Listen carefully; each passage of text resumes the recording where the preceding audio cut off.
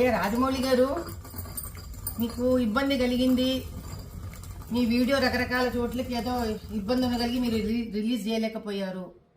ఎవరి కష్టాలు వాళ్ళకు ఉంటాయి, కాదనట్లేదండి. కానీ ఆంజనేయ స్వామి వెనకుండి నడిపిస్తాడు అని మీ నాన్నగారు అన్నారు. అది ఇప్పుడు భావ్యంగా అనిపించట్లేదు మీకు అన్నారు కదా. పోనీ బాహుబలి సినిమాలో కోట్లు సంపాదించారు కదండి శివలింగాన్ని ఎత్తిపించి పాపం ప్రభాస్ గారితో.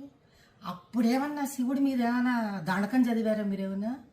ఏ శివాలయానికి ఏమన్నా దాన ధర్మాలు చేశారా?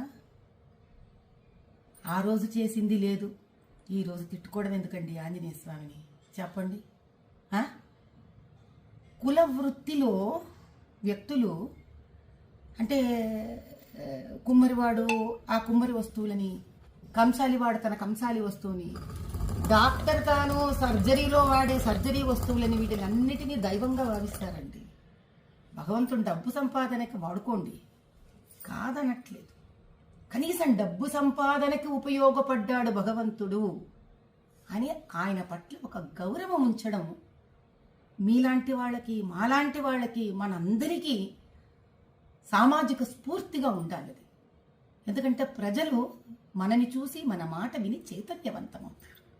అంత వేలలాగా మీరు ఎవరో ఏదో షాట్లు మీకు కొట్టేశారు కాబట్టి మీకు ఆంజనేయ స్వామి వెనక లేడని మీరు భావించడం, ఆ తర్వాత వెంటనే సమస్య తీరిపోగానే చిన్నపిల్లలాగా వేసేసుకోవడం, ఇంకా నిలకడెక్కడుంది రాజమౌళి గారు మీ అంత పెద్ద మనిషికి కూడా.